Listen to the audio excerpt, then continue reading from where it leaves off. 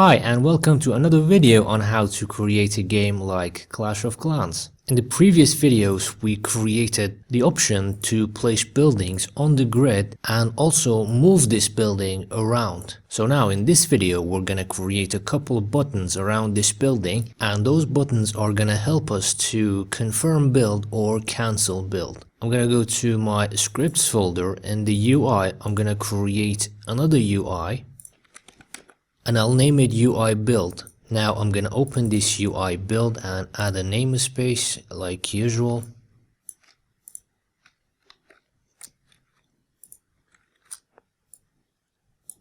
I'm gonna also add the necessary namespaces. So let's go back to the editor, and here under canvas I'm going to create another game object and name it build. And I'm going to attach this UI build to this. I'm also going to create an empty game object. This is going to be our element. And of course, both of these are going to fill their parents. The same thing here.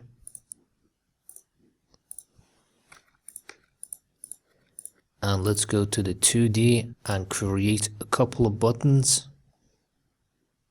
The first one is going to be button confirm. So let me position this, and I'll just duplicate this for my other button, which is going to be button cancel. So I'm gonna give this a green color and this one a red color. Let me bring this here. Of course, we're gonna use better sprites for our UI, but for now I'm just gonna use an X for this, and let me increase the size and change the color. And for this one I'm just gonna use V as a sign of a checkbox or anything. As I said, this is not really important. We could use better UI. And let's go to our build script and add a reference to these buttons. They're both gonna be public and the type is going to be rect transform. We're not gonna set the type to button because we're gonna need the rect transform of those buttons. So let's say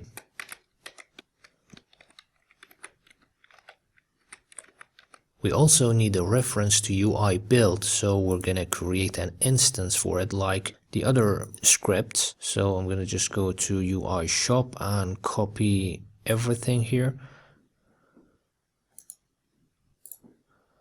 And let's go and paste it here in our UI build. Of course, this is going to be UI build. Same thing here. And we also need a reference to our elements, so let's go here and also copy this elements game object from the other script and paste it here. Let's also create the start method, and I'm also going to create a couple of methods. Let me just copy this and paste it here. I'm just gonna say confirm build, or just confirm, and let's get here and paste it one more time and say cancel. And in the start I'm just gonna say button confirm dot game object, and we're gonna get the component button, and we're gonna add a listener to onClick event. So I'm just gonna copy and paste it, do the same thing for button cancel, and this is going to be cancel. I'm also going to create the update method because we're gonna be using that later. But for now, let's go to our editor and assign the value of these references that we just created. So here, that's going to be our element, that is our confirm button, and that is our cancel button. And now I'm just gonna go and disable this element for now, and let me save this. Let's go back to the script. So let's go to the UI shop. If you remember, we created a public void set status. So I'm just gonna copy that, and let's go and paste it in our UI build. So that is going to determine the status of this UI element. And here in our UI building, whenever we instantiate a building prefab on our grid, the last thing we want to do, we're gonna say UI build, and we're gonna say instance, then set status to true.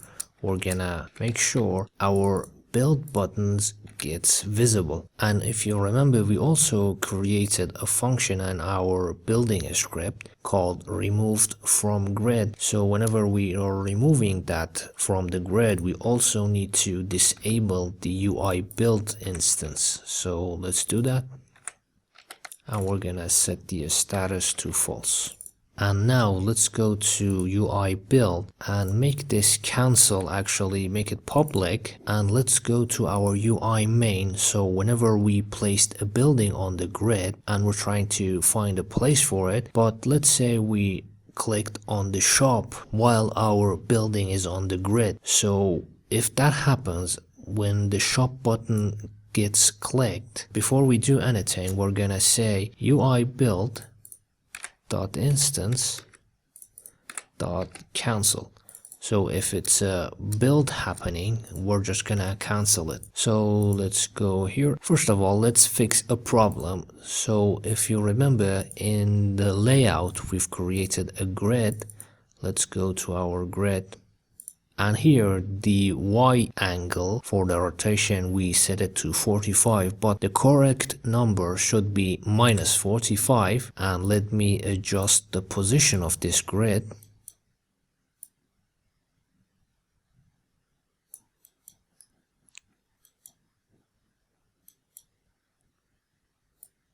So that is the position of our grid. And let's test this now.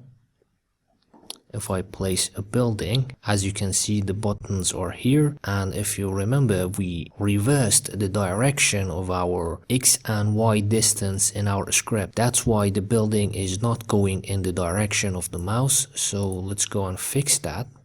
So let's go to our building script.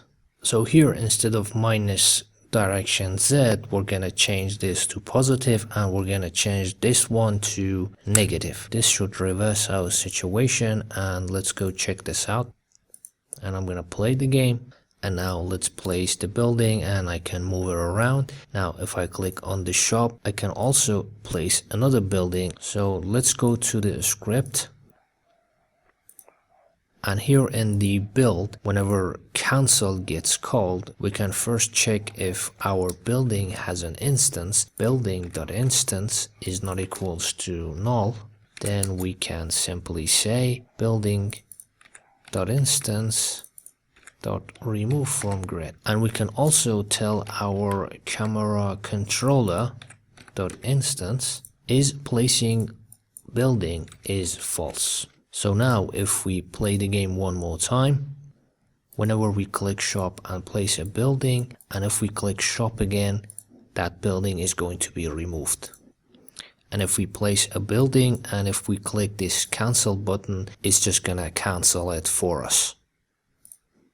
So now let's go back to our UI build, and here in the update, we're gonna check if our building.instance is null or not.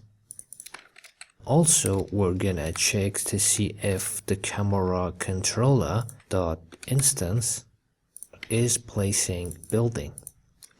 So in this case, we need to move the buttons with our building prefab on the grid. So if you remember, here in the build grid, we created a bunch of functions to get the center position and end position. So for this get end position, I am just going to create another method.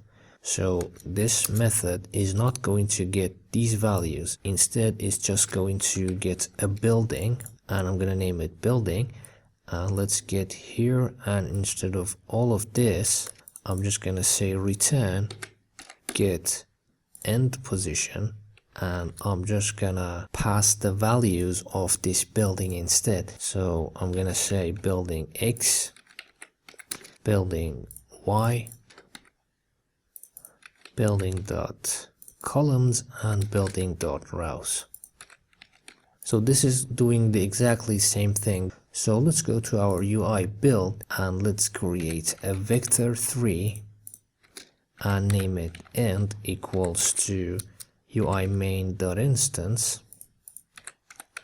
And if you remember, our grid was here, and I'm just gonna say get end position, and I'm gonna pass the building.instance to get the end position of this building. So to handle this, we need to relate the position of our building on the plane to the position of those buttons on the canvas, which is our screen. First of all, we need to anchor these two buttons. So let me say button confirm, and anchor mean equals to vector3.0. Also, the anchor maximum is going to be vector30. And I'm just gonna copy this and paste it here. Do the same thing for cancel. So cancel.anchor mean and anchor max are going to be vector30. This is going to anchor these buttons to the bottom left corner of our screen. So let's get the left corner of our plane and top right corner of the camera visible area on the plane. So I'm just gonna name it vector3 plane down left. So if you remember, in the camera controller, we created a function, camera screen position to plane position. So we're gonna get the plane position of our vector2.0, which is going to be the left down of our screen. So I'm just gonna copy all of this, paste it here, and this is going to be top right. And instead of vector2.0, I'm creating a new vector2, and the first one is going to be a screen.width and the other one a screen.height. So that's going to get the top right corner of my plane. Now I need to get the size of my plane. To do that, I can simply say float w, which stands for my width, and I'm going to say plane top right, which is on the right side of my screen, minus down left dot x. So this is going to give me the width of my plane, and I'm gonna copy this, paste it here, and instead of x I'm gonna say z, and that's going to give me the height. So let's go and get the values for width and height of our endpoint. So for this, I'm just gonna say end w, which is going to be my end.x minus plane down left.x. And the same thing, I'm just gonna copy this h. This is going to be z and z. So now I'm just gonna convert this endpoint, which is in my plane, to the screen point. So I'm gonna create a vector2. I'm gonna name it a screen point. So the first parameter is going to be end w divided by w multiplied by screen.width, and the same thing for end h divided by h multiplied by screen.height. Now that we have the screen point, we can simply calculate the position of our confirm button. So for that, I'm gonna say confirm position, and I'm gonna set it to the value of a screen point, and I'm also going to say this confirm point dot x, I'm gonna say plus equals to, and here we say button confirm dot rect dot width, and we need to add an offset from the other button. Let's just say 10, and that should do it. And now we can simply say button confirm dot anchored position equals to confirm position. So I'm just gonna copy all of this and paste it here. This is going to be my cancel point. So let me copy this. This is going to be cancel point. This is also going to be cancel point. This is going to be button cancel. The same thing here. And this is going to be minus equals. So let's go and check out the result. I'm gonna play the game. Now I'm gonna place a building. When I move the building, the buttons are going to move with my building. Now we need to make sure whenever the player clicks on this confirm button, the building gets placed on that location. So to start, let's go to the building and I'm going to create a string as an ID for each building. I'm just gonna say public string ID. So each building is going to have a unique ID, which we are going to identify that building by that ID from the client and the server. Now let's go back to my prefabs folder and building. Here, for example, the gold mine. As you can see, the ID has been created here. Let's say for gold mine, I create an ID gold mine. It's easier to understand. Now let's go to our grid and open this up. Let's go up here. We need to create a list of buildings which are currently placed on this grid. So let me say public, and it's going to be a list of buildings.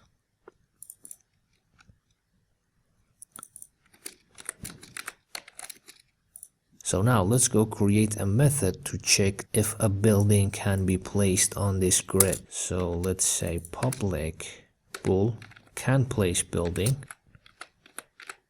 and here of course we're gonna pass a building, and we also pass an integer which is x and another one is y. We're gonna check to see if this building can be placed on this coordinates or not. So at the end of this we're gonna say true. So first of all, we need to check if our building dot current x is less than 0 or our building dot current y is less than 0. In that case, we're just gonna return false.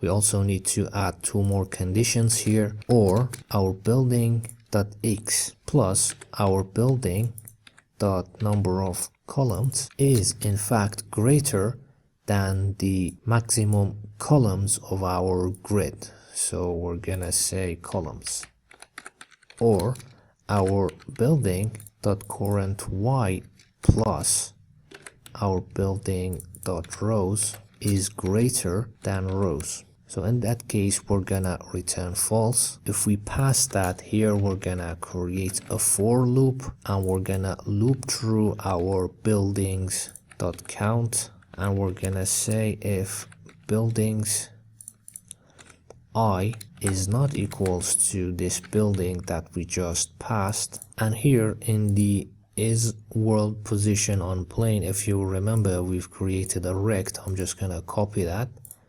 Here we can create a rect, let's say for building I, which is going to be building I dot current x. This is going to be building I dot current y. This is going to be columns, and of course the rows of our building I. I'm just gonna name this rect 1 and copy this, create another one. This is going to be rect 2, and instead of building I, I'm just gonna say building.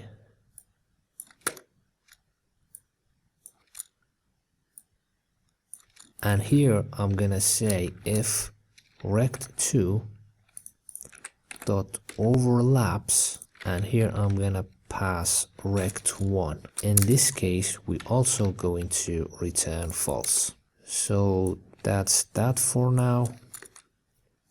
So let's go to the building. Here in the placed on the grid, we need to check that position is available or not, but before that let's actually create a method for it.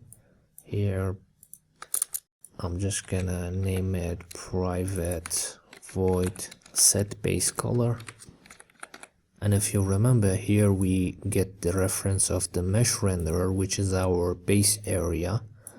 So I'm just going to say if UI main.instance.grid, and we're gonna say can place building, and we're gonna pass this. And of course, instead of x and y, we can just send the current x and the current Y. And here we're gonna say else. In this case, we are saying base area dot shared material dot color equals to color green. And let me just copy this, and in this case it's going to be color red. And here in the update grid position, at the end of the update, we're gonna say set base color. We're also going to do it in the placing on the grid. We're gonna say set base color. So now let's go to our editor and play the game. Let's put a gold mine on the map. As you can see, the base color is green. If I move it outside of my bounds, it's going to turn to red. So let's check the other bounds. As you can see, it turns to red. So I can't place the building outside the limits that has been defined for me. Also, right now we don't have any buildings on the ground, but if we had any buildings, whenever we drag this on those buildings, it would also turn red. I think this is enough for this video. In the next video, we're gonna set the event of this confirm button. We're also going to create the relative tables in the database, and we're gonna handle how this building is going to be purchased and placed on our grid. So feel free to ask me any questions. Please don't forget to subscribe, and thank you for watching.